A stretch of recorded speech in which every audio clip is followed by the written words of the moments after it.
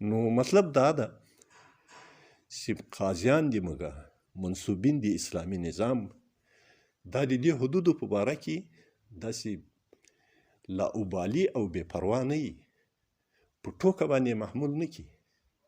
یو مجلس په ډېر مخکني انقلاب کې زه په عمر کې هم ډېر کسر وم، په یو مجلس د علماو کې ناست وم. نو په جبهه کې ځینې کسان نیول سوي دي چې هغه یا توپک اخیستی ده یا تعاوني صندوق کې درېدلی ده. نو ډېر علما دې سره ناست دي. هغه دا نورو خپله خبره وکړه. یو عالم د ډېر ښه عالم ده او ډېر معتمد و قوي عالم و. هغه چې پوښتنه وکړه وایي مولانا صاحب تا خو موږ ټولګي زه راسې په دغه کتابو کې لګیا یو، په دې فیصله کې لګیا یو. هغه دا د چې پیاله راپورته کړه یا تې ورته وویل وایي دا خو انقلاب ده، په انقلاب کې د دغه سړي شکل هم ماته خوند نه راکوي، دا باید له منځه یوسي، دومره ته ضرورت نشته. یغو نورو هم وخندل، دی هم وخندل. دا د عالم شان نه ده، دا د قاضي شان نه ده، دا د اسلامي نظام د منصوب او د منصوبینو شان نه ده. هغه دې داسې فرض کړي چې دغه کس باندې صحت تطبیق کېږي، سزا تطبیق کېږي. دا د ما ورور ده، دا د ما خور ده، دا د ما زوی ده، دا د ما بچی ده، دا د ما نسب ده. پس له هغه دې بیا دی د هغه حد د تطبیق دپاره پلټنه کوي.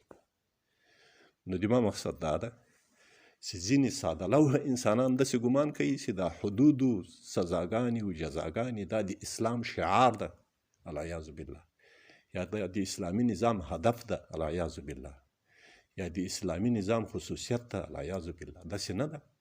لکه مخکې مو چې وویل دا په ټولو فقهاو په اجماع سره دا قبیح لذاته دي، تعذیب ده د انسانانو، سزا د انسانانو ته، تکلیفول دي د انسانانو، وزل دي د انسانانو.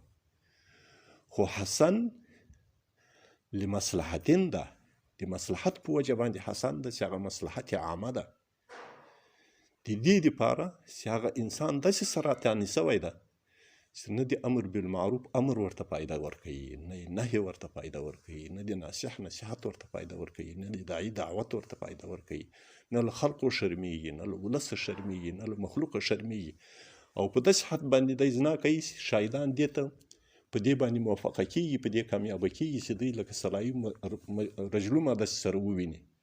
نو د داسې انسان په باره کې خو یې بله چاره نشته. دا اخرنی اپشن ده، اخرنی چانس ده. داسې نه چې دا د اسلامي نظام غوښتنه ده. ځکه په دې سد ذرایعو باندې اسلام ډېر تاکید کړی ده، په پرده کې، په نظر د نامحرمو کې، او په دې باره کې هغه ډېر اهتمام کوي. دا د دې دپاره چې خبره دغه اخرنۍ فحشا ته ونه رسېږي. الله عز وجل دې موږ ته د اسلام په حقیقي معنا باندې د مطالعه کولو